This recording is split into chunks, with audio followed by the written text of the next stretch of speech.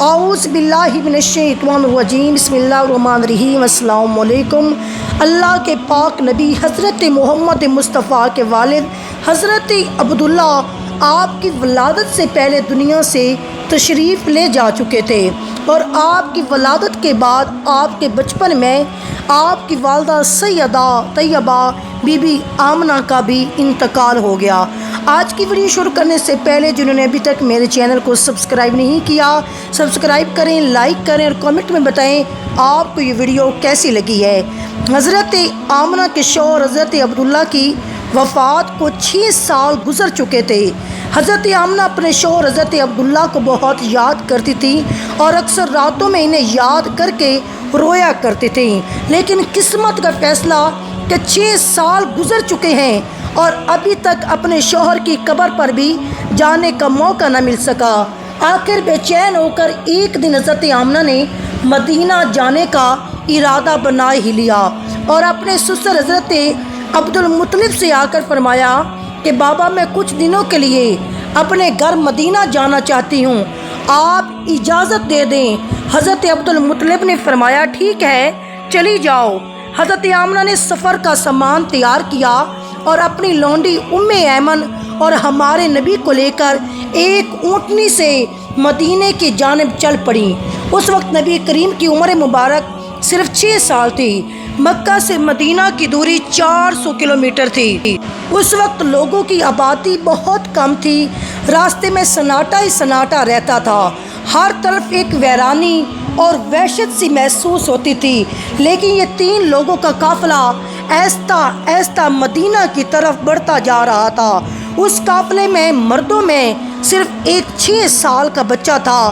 راستے پر حضرت آمنہ کی آنکھوں میں کبھی کبھی آنسو بھر آتے اور کبھی دل میں ایک تڑپ اٹھتی، آج میں اپنے شوہر عبداللہ کی قبر پر جا رہی ہوں، میں جا کر مدینے میں اپنے گھر والوں سے پوچھوں گی کہ وہ کیا منظر تھا جب میرے شوہر اپنی زندگی کی آخری سانسیں لے رہے تھے، انہیں کیسا درد اٹھا تھا، وہ مجھے کیوں اس بڑی جوانی میں چھوڑ کر چلے گئے۔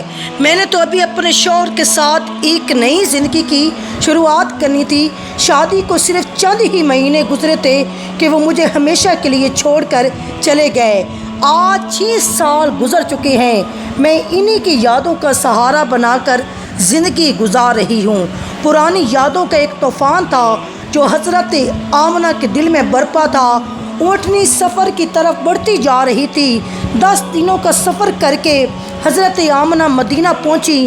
گھر پہنچتے ہی حضرت آمنہ نے جیسے ہی اپنی امی کو 6 سال کے بعد دیکھا تو شوہر کا وہ غم جو ابھی تک دل میں تھا ابھر کر چہرے پر آ گیا۔ حضرت آمنہ اپنی والدہ سے لپٹ کر زور زور سے رونے لگیں۔ سیدہ آمنہ کے آنسو آج سارے گھر والوں کو ان کی درد بھری داستان سنا رہے تھے۔ اس 25 سال کی نوجوان لڑکی جس کا نام سیدہ طیبہ آمنہ تھا، حضرت آمنہ نے زبان سے ایک لفظ بھی نہ بولا۔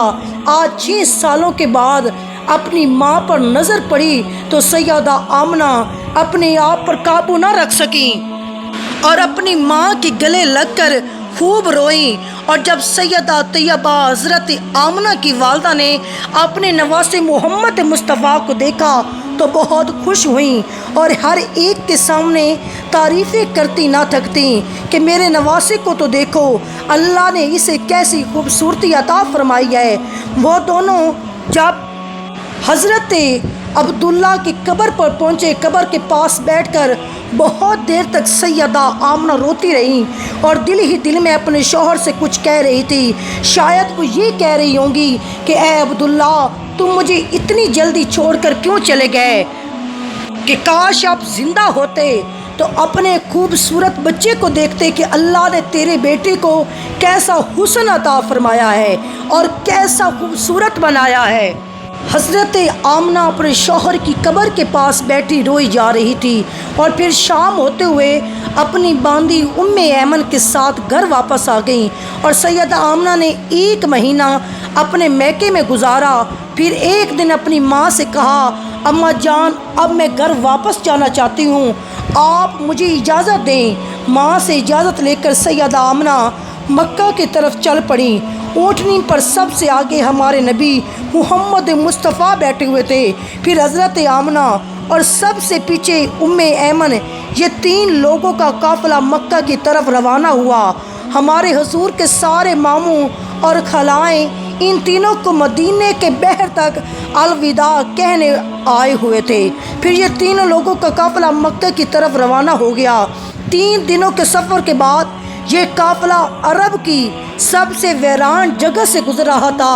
اس جگہ کا نام ابوا ہے۔ ہر طرف سناٹا ہی سناٹا تھا، گھنی جھاڑیاں، کالے سیاہ پہاڑ۔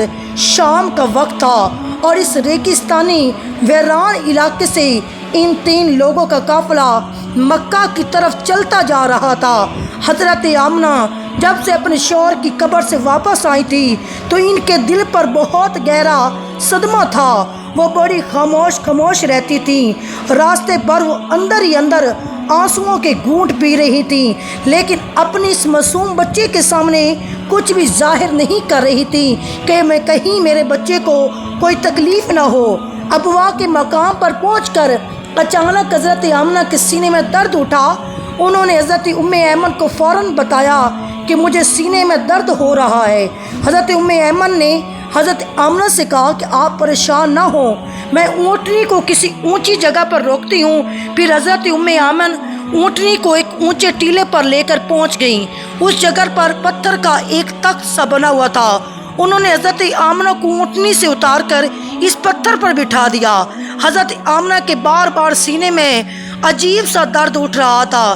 شاید انہیں اپنے شوہر کا غم بہت زیادہ تھا، اس لیے انہیں دل کا دورہ آ رہا تھا۔ حضرت آمنہ بار بار اپنا سینہ پکڑ رہی تھی اور درد کو روکنے کی کوشش کر رہی تھی، لیکن قدرت کو کچھ اور منظور تھا۔ ہمارے نبی نے جب اپنی ماں کو دیکھا تو وہ سمجھ نہیں پا رہے تھے کہ سیدہ آمنہ کو کیا ہوا ہے۔ حضور کی عمر اس وقت صرف 6 سال تھی۔ آنکھوں میں آنسو بھرے ہوئے تھے، دل گھبرا رہا تھا اور بار بار ہمارے حضور اپنی امی سے کہہ رہے تھے، امی جان آپ مجھ سے بات کیوں نہیں کر رہی؟ آپ خاموش کیوں ہو؟ مجھ سے بات کرو۔ حضرت ایمن حضرت آمنہ کے ہاتھ پیر دبا رہی تھی اور ان کے سر پر ہاتھ پھیرتے ہوئے کہہ رہی تھی، اے آمنہ ہمت رکھو، تمہیں کچھ نہیں ہوگا۔ لیکن حضرت آمنہ سمجھ چکی تھی کہ شاید اب جانے کا وقت آ چکا ہے۔ حضرت آمنہ درد کی وجہ سے بار بار اپنی آنکھیں بند کرتی اور کھولتی۔ حضرت آمنہ آنکھ کھول کر اپنی اس 6 سال کے بچے کو دیکھتی اور دل ہی دل میں سوچتی کہ اب میرے پیارے لال کا کیا ہوگا، اب محمد کا کیا ہوگا۔ حضرت آمنہ نے آنکھیں کھول کر حضور کے سر پر ہاتھ رکھا اور کہا، بیٹے پریشان نہ ہونا، اب میں جا رہی ہوں، لیکن ساری دنیا کو ایک ایسا بچہ دے کر جا رہی ہوں جو ساری کائنات کو روشن کرے گا۔ اتنا کہہ کر سیدہ آمنہ نے حضور نبی کریم کا سر اپنے سینے پر رکھ لیا اور اپنی آنکھیں بند کر لیں۔ حضور نے محسوس کیا کہ میری امی کی کوئی آواز نہیں آ رہی، تو سر اٹھا کر دیکھا تو سیدہ آمنہ کی وفات ہو چکی تھی۔ حضور اپنی امی کو ہلا رہے تھے اور کہہ رہے تھے، امی جان آپ مجھ سے بات کیوں نہیں کر رہی؟ حضرت ایمن بار بار نبی کریم کو دلاسا دے رہی تھی اور کہہ رہی تھی کہ بیٹا اب سیدہ طیبہ آمنہ ہمیں چھوڑ کر چلی گئی ہیں۔ حضرت ایمن نے کسی طرح پتھروں کو ہٹا کر قبر بنائی اور پھر جب اس میں حضرت آمنہ کو اتارنے لگی تو ہمارے حضور اپنی ماں سے لپٹ گئے اور کہنے لگے، خالہ جان میری ماں کو ان پتھروں میں مت رکھو، مجھے انہیں گھر لے کر جانا ہے۔ حضرت ایمن نے کسی طرح حضرت آمنہ کو قبر میں اتارا، پھر حضور کو لے کر اونٹنی کی طرف چل پڑی۔ حضرت ایمن اونٹنی پر بیٹھنے لگی تو پیچھے مڑ کر دیکھا تو ہمارے حضور موجود نہیں تھے۔ وہ بہت پریشان ہو گئیں، حضور کہاں گئے ہیں؟ اوپر ٹیلے سے کسی بچے کے رونے کی آواز آ رہی تھی۔ آپ دوڑتی ہوئی اوپر گئی تو دیکھا ہمارے نبی پاک اپنی ماں کی قبر سے لپٹ کر رو رہے تھے اور کہہ رہے تھے، اماں جان آپ مجھے کیوں چھوڑ کر چلی گئی ہیں؟ حضرت ایمن نے پیچھے سے آ کر حضور نبی کریم کو اپنی گود میں اٹھا کر اونٹنی پر بٹھایا اور مکہ کی طرف چل دیں۔